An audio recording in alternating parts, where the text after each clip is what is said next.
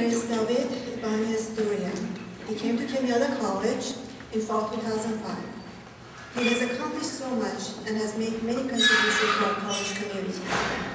He was co-founder and active member of many clubs, including the Political Awareness Club, the Human Resources of the United Nations Association, the Latin American Literature Club, the Business Club, and he's an active member of Honor Society.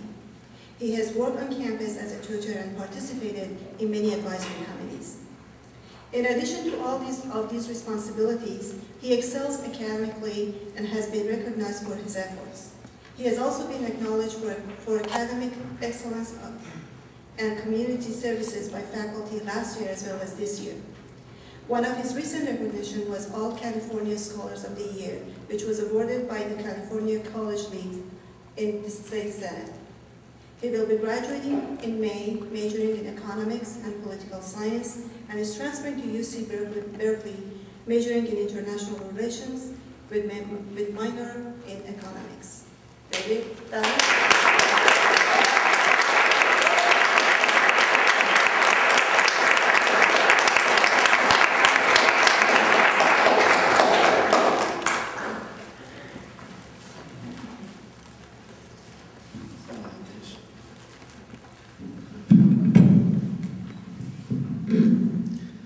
Ladies and ladies, hi. Good afternoon, everybody. Morning, Soraya. Thank you so much for your kind introduction. Thanks to the faculty, students, friends, family, and most of all, my fellow transfer students for coming here today to celebrate me. I'm joking. Or am I? Today is a celebration of us, the transfer students, and our extraordinary accomplishment.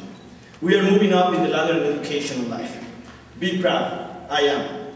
We have sacrificed a lot, and it's been hard work. We have done it, and we have done it well. We have made an investment in ourselves. I am honored today to have been asked to speak to you in this transfer ceremony. I have been regarded as a gifted person because of the experience that I've acquired in the past few years. After all, I'm telling you this in English, which is a language I barely spoke a few years ago. That was a joke, I was still struggling with it. Since it's my second language, every time I stop and smile, you laugh. It is impossible to connect the dots looking forward, but it is quite clear looking backwards today. Having grown up in different countries, I have witnessed a significant number of cultural and political environments that have given me insight but no direction. I have observed firsthand what poverty, corruption, and war can do to a nation and its people. But having lived in the United States, I also know what is possible for someone and for people to achieve in the way of personal growth and quality of life. Some of you might be thinking that perhaps your years at Kenyatta College will not mean a whole lot in the future, but they do. I cannot speak to you, not for you today, because I'm here, so I cannot speak to you, so I'm speaking. But I know that my qualities, talents, passions are to a great extent due to my passion to this institution. Kenyatta College has been a phenomenal experience for me. My understanding of myself deepened with my education here at Kenyatta College. I was shown the power that an education can have on people. An extraordinary college with outstanding virtues, its great faculty, its dedicated administration, its passionate staff and remarkable body of students, and of course, a breathtaking campus. A site with abundance of beautiful paintings and vistas all throughout, as well as state-of-the-art infrastructure. Throughout outstanding education and support, and classes such as political theory, anthropology, history, international relations, economics, and salsa, Kenyatta College has helped me channel my excitement and has given me the opportunity to discover, develop, and apply my talents. Kenyatta College gave me a new perspective on my various humanitarian interests and deepened my understanding of my purpose in life, which is to achieve my potential as a human being by continuously engaging with the world around me in new and challenging ways.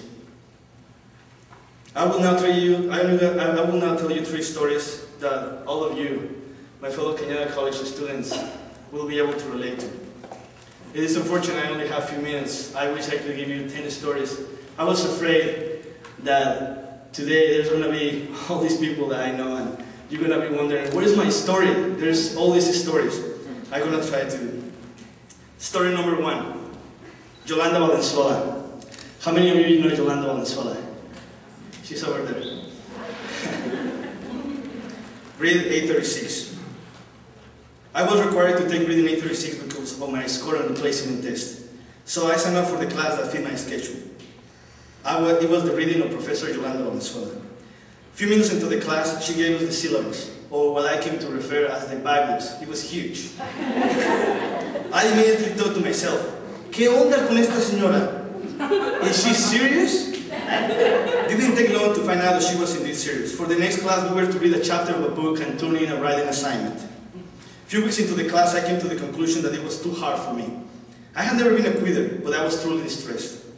So I went to Professor Yolanda Valenzuela in office hours, and I showed her my repertory of excuses of why I couldn't do it.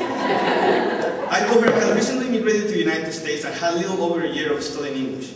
I showed her the first chapter of The Kite Runner, the book that we were reading at the time, with all the words highlighted that I didn't understand. There were a couple of hundreds of words. I told her I did not understand most of the assignments that she was giving me, and I finally said, I don't know if I was placed in the wrong class, but I'm really struggling to keep up with your class, and I don't think I can pass it. Of course, I was expecting her to reassure my thinking and tell me to drop her class, which in my head, it would feel like I wasn't really quitting. Today, I know Yolanda that day defended me against my own personal influence, my self-distrust. She wrote the following few months ago on a recommendation letter, quote, David wanted an honest evaluation of his English skills and to know whether they were strong enough for my curriculum. It was David's initiative and story that day in my office that convinced me his resourcefulness would outweigh any language barrier. What? I was whining in her office. It is impossible to connect the dots looking forward, but it is quite clear looking backwards today. She saw in me as she does in every student, what we could not see in ourselves. She believed in us, she pushed us hard and led us to find our voice. She taught me how to improve my reading, how to improve my vocabulary, how to study, how to organize myself, how to research, how to relate, how to use context. God, I love context. Among many other incredible tools that have become the backbone of my academic success. Professor Yolanda Valenzuela did not teach us how to think or what to think. Rather, she helped us to improve our minds, which enabled us to develop our own way of thinking. Story number 2. Professor Richard Compen, English 110. Professor Richard Compen is quite a character. He could change from super happy to scary sad when any of us would misspell a word on the blackboard. He would cry and he would get a stomachache. He would mention to us every single class, to become a decent reader, you cannot read, you can only reread. To become a decent writer, you cannot write, you can only rewrite. A passionate teacher in every sense. He was passionate about grammar, passionate about the structure, passionate about transitions, and very passionate about the 5-6-page essay that he gave us that semester. I wanted nothing less than an A, so I worked hard. I began to write my first essay 2 full weeks in advance. I brainstormed, created an outline, a thesis, you know the process. I went to the Learning Center 3 times before turning it in. By now, I was completely confident I had a name on that paper.